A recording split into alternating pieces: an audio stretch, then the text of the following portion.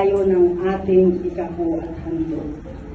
Ang pagbibigay ay hindi lamang bahagi ng ating programa, kundi isang paraan ng ating pagsamba at pasasalamat sa Diyos. Amen.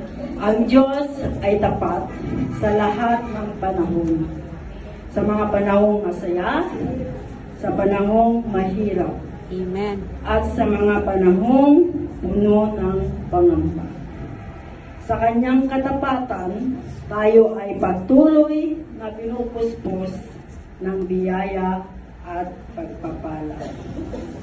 Sabi po sa Panaghoy, talata, versikulo 22 hanggang 23. Ang mga kahabagan ng Panginoon ay hindi magwawakas. Tunay na dakila ang kanyang katapatan, nagiging ligtas at maayos ang ating mga buhay. At bilang tugon, ipinapakita natin ang ating pagtitiwala sa Kanya. Amen. Sa pamamagitan ng ating ikapo at handog. Hindi ito sukatan ng dami ng pera na hawak natin, kundi pamamahayag na tayo ay nagtitiwala at nagpapasalamat sa Kanyang kabutihan. Amen. Ayon naman sa pangalawang Korinto, talata 9, versikulo 7.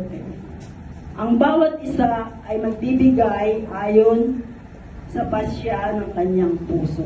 Amen. Hindi mabigat sa loob o napipilitan sapagkat iniibig ng Diyos ang nagbibigay ng may kagalakan. Ibig sabihin, ang ating pagbibigay ay dapat nagmumula sa puso. Masaya at may buong tiwala sa Diyos habang tayo po ay nag-aalay ng ating ikapo at handog. Gawin natin ito sa patnubay ng banal na espiritu na may pasasalamat at may pananampalataya.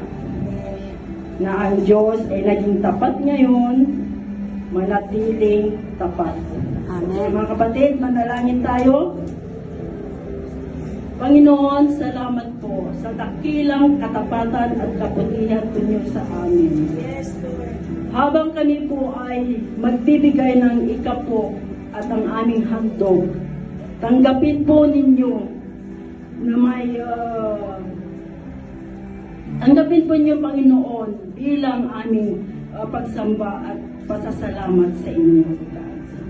Yes, Lord, patnubayan po ninyo kami sa bawat hakbang ng aming buhay. At Yes, turuan Lord. po ninyo kami kung paano kami maging tapat sa inyo sa lahat ng bagay. Yes, Lord, itinataas ko din po, Panginoon, ang maghahawak po ng aming naglikom na pera. Tayo nga po, Panginoon, ang mag-bless po sa kanyang buhay. Yes, Lord. Yes, Lord. Kayo po, Panginoon, ang nakakakita kung ano po yung kanyang pangangailangan sa buhay. At ganun din po ang kanyang pamilya sa Pilipinas. I-bless po niyo, Panginoon, ang kapatid namin ito. At Panginoon, bigyan niya po niya siya, Panginoon, ng karunungan, katalinuhan, Panginoon. At ilayo po niya siya sa tukso. Hallelujah. At ang lahat po ng aming mga kapatiran na magbibigay ng ikapo at ang kanilang handog ay pagpalain niya po niyo sila, Panginoon. Ibalik po niyo ang pagpapala sa kanilang buhay, Panginoon. Yes, Lord, Panginoon, maraming salamat po. I glorify your name. Ito pong aking samot talangin. In Jesus I pray. Amen. Amen.